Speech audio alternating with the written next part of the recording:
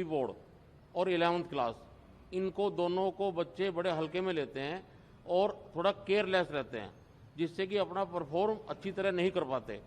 जहाँ तक बात 10th क्लास की है, 10th क्लास में ऐसे बच्चे देखने में आए हैं कि जिनका 10th में परफॉर्मेंस बहुत कम होता है और 12th में वो बहुत एनहांस कर जाते हैं। इसलिए ये तो सिर्फ अब आंकड़ों का खेल है कि भाई किस तरह से किया जाए, किस तरह बच्चों को पास मार्क्स दिए जाएं।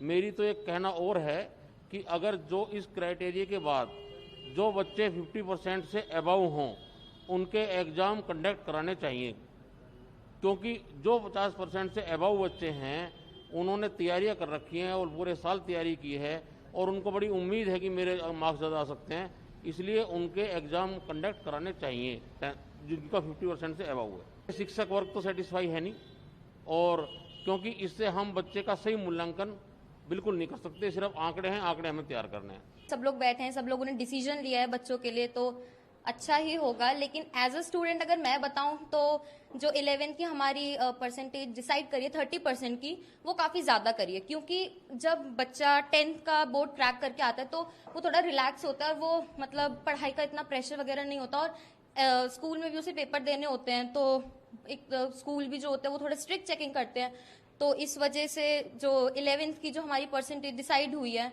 वो थोड़ी ज्यादा है 30%। बेशक आप 10th की बढ़ा सकते हैं, या फिर हमने 12th में पूरे साल थ्रू आउट ईयर हमने इतनी मेहनत करी है, उसको 40 करा है आपने, थोड़ा ज्यादा कर सकते थे तो वो थोड़ा बेटर होता। बाकी मैं खुश हूँ इस डिसीजन से। 12th क्लास हमारी इतनी इंपॉर्टेंट होती है, हमने जो 13-14 साल में हमने पढ़ाई करी है उसका सब कुछ हमें 12th क्लास में हमें देखने को मिलता है, क्योंकि 12th क्लास के बेसिस पे ही हमें आगे कॉलेज में एडमिशन मिलता है। हम आगे किसी भी जॉब के लिए अप्लाई करते हैं तो हमें उस चीज को 12th के एग्जाम हमारा देखा जाता है। तो 12th का जो 12th का भी रिजल्ट लिया है उसमें हमारा 30% 11th, 30% 10th लिया है।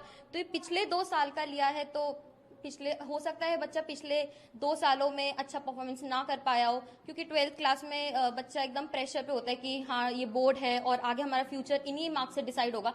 तो 12th में बच्चा अच्छा परफॉर्मेंस करने की और कोशिश करता है। हम इससे सेटिस्फाई नहीं है, क्योंकि सर ये जो 30% 10th के बेस पे सर हमें दे रहे हैं, अब हम सर 10th में जिस बच्चे का नंबर कम होगा तो सर उस बच्चे का भी तो हमें सोचना पड़ेगा, क्योंकि सर हम प्री बोर्ड को इतने सीरियसली नहीं लेते, प्री बोर्ड को सर हम हल्के में लेते, तो हमें उस तरह से हमने तैयारी नहीं किया होता है सर। और 10th में जिस बच्चे के नंबर कम आए होंगे सर उसका फिर उसके लिए भी तो अभी प्रॉब्लम होगा, कॉलेज में एडमिशन भी नहीं मिलेगा उसके बेस पे सर। एज ए टीचर या एज ए एजुकेटर या इन फील्ड और एज ए पेरेंट भी तीनों तरह से it is I am not very happy. मेरे को बिल्कुल इस डिसीजन से खुशी नहीं है, क्योंकि 10th के टाइम पे बच्चों का जो भी ओपिनियन होता है या जो सीरियसनेस होती है टुवर्ड्स स्टडीज वो उतनी ज्यादा नहीं होती है।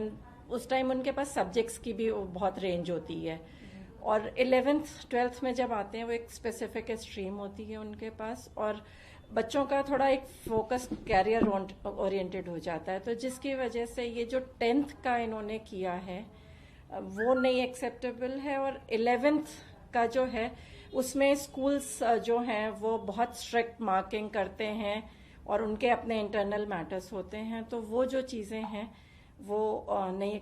ओनली 12th पे ही अगर फोकस करें, इंटरनल असेसमेंट्स लें और प्रैक्टिकल्स जो हुए हैं उस पर वो रिस्पॉन्ड करें और उस पर अगर क्राइटेरिया बेस करें तो एटलीस्ट बच्चों को भी खुशी होगी और पेरेंट्स को भी खुशी होगी, और आगे का फ्यूचर बच्चों का उससे बहुत ज़्यादा वो इम्पैक्ट करेगा, क्योंकि जो यूनिवर्सिटीज़ हैं वो मेरिट बेस्ड एडमिशन लेती हैं और इसमें एक ब्लैंकेट मार्किंग होगी जिस तरह से, तो वो एक जो है वो थोड़ा चैलेंज होगा आगे के कैरियर।